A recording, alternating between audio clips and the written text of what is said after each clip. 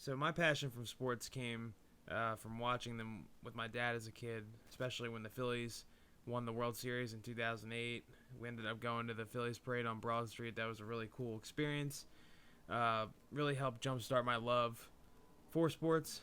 My goal with this, my goal with doing videos isn't to be right on everything. I want to be able to get it right. I've heard that quote from a few people I am inspired by.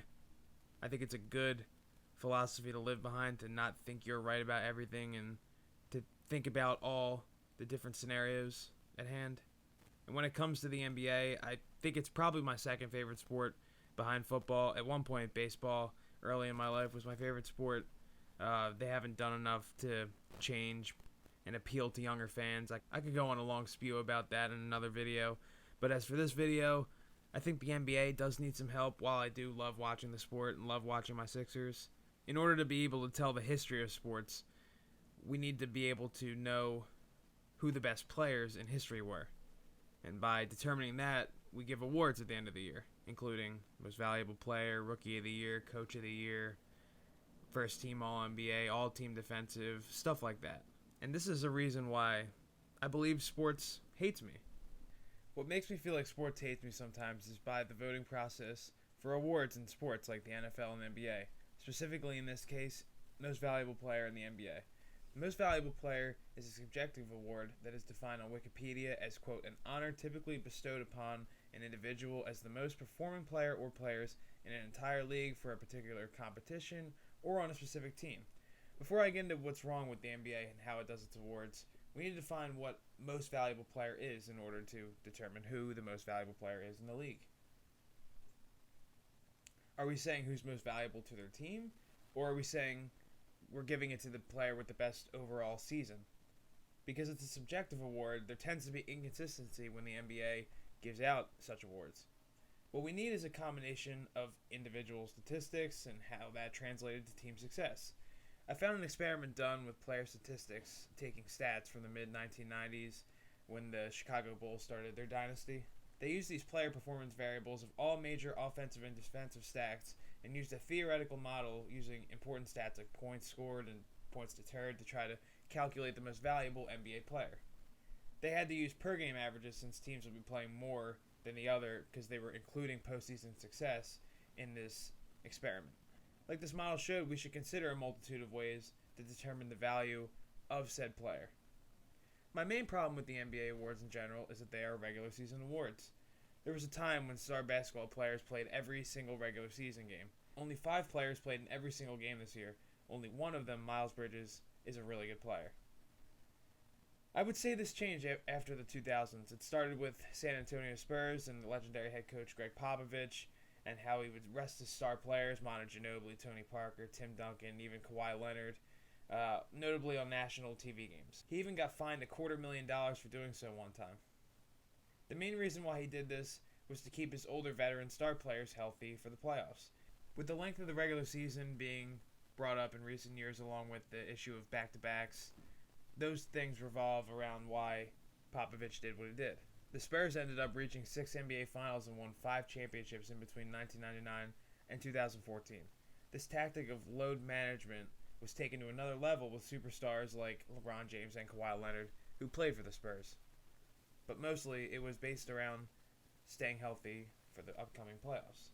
So why are we rewarding players based off of a season that is not taken as serious as it used to? The year the Golden State Warriors won 73 games, they ended up losing to the Cavaliers in Game 7 of the NBA Finals. Now, the next year, they did add Kevin Durant, one of the game's best players, and it did have an impact as they won the title the following year in 5 games against the same Cavaliers. Nonetheless, instead of 73 wins from the previous year, they ended up only winning 65 games, which is 8 less than the prior year. Trust me, that KD Steph Warriors team could have won 73 plus games if they wanted to. The offense was just so explosive from the opening gate. I remember one of the first games they played, Steph had a lob to KD, and it just looked like they've been playing together for 10 years. But they chose to focus on the ultimate goal in sports, which is winning the ring. If we are judging players based off of total season success, shouldn't we take postseason into the account now? especially when we give out awards that help incentively for these players. The next issue I take with who votes on these awards is the media. I don't really mind that sports media has a vote, but to be the sole deciding factor on who wins most valuable player of a league seems kind of crazy to me. And that's the field I'm about to go into. I don't feel like I should be able to vote on MVP if I were to be in the media for just only a couple years. Unless you have covered said sport that you're voting on for a certain period of time and you're well respected and I don't know, you just have the certain criteria met and you just have the certain basketball knowledge met to be able to vote on these things, then I think some media members have a case for doing so. Some of the people on TV that I watch would be qualified to vote, but I don't think media should have the total power in voting. We can't minimize the impact of sports media has on itself. However, if we're being honest, other than watching sports media, we can't minimize the impact that sports media has on sports itself, however. If we're being honest, we turn to YouTube highlights and sports media personalities dissecting our favorite players and teams. A lot of them are very intelligent and are just watching and analyzing more games than the rest of us, so they are qualified to talk about those things. However, there are some national and local sports media members that have agendas and biases that could hurt or help the athlete's image. A lot of them are also former players, so we have to take that into consideration. Instead of enjoying the greatness of LeBron James and Kevin Durant, for example, who have brought us so many wonderful highlights over the past 10 to 15 years of watching them dominate the playoffs, some members of the media killed both of these guys for their, quote, decisions. Kevin Durant obviously leaving for Golden State from OKC back in 2016, and LeBron leaving the Cavaliers the first time to go to Miami. They would try to compare them to the previous generations of players and point to their lack of wanting to compete and pursuing personal goals because they left their prior teams. They would diminish players in this generation by not just comparing their skills, talent, or achievements to prior generations, but criticizing players for leaving their team in free agency, considering them weak and did not seek the competition compared to before. Not most, but some media members would clarify their decisions by pointing out how their organization had not been doing enough to help said player, hence why they may have chosen their own path after 7 to 10 years of working, and it is a job, so working for that same team throughout organizational failures. Point is, sports media has much more of an influence on the way we talk about sports and its history than we even realize. Good and bad. But we need some sort of balance when we allow who votes on NBA season awards. Narratives can also be formed by sports media, whether it be the guys you see on national television or just regular people on Twitter. Media impacts the way we think in all facets of life. With the combination of traditional media and the rise of social media, these sports personalities can not only be seen on TV, and with some of them being on television and social media every day, if they have a following, they're going to want you to come back and listen to their opinions on what they have to say. They want you to come back to their content, so they're going to make it as interesting as they can for the most part. Nikola Jokic, the center for the Denver Nuggets, is about to win back-to-back MVPs. Only 12 guys in the history of the sport have that achievement. Most people who follow the league would say that 11 of the 12 guys that have this achievement are borderline top 10 to 15 players of all time. The others, Steve Nash and potentially Jokic next week, are both really good players, but not all-time echelon players. And when we talk about winning back-to-back MVPs, the only guys that have done it are those type of players.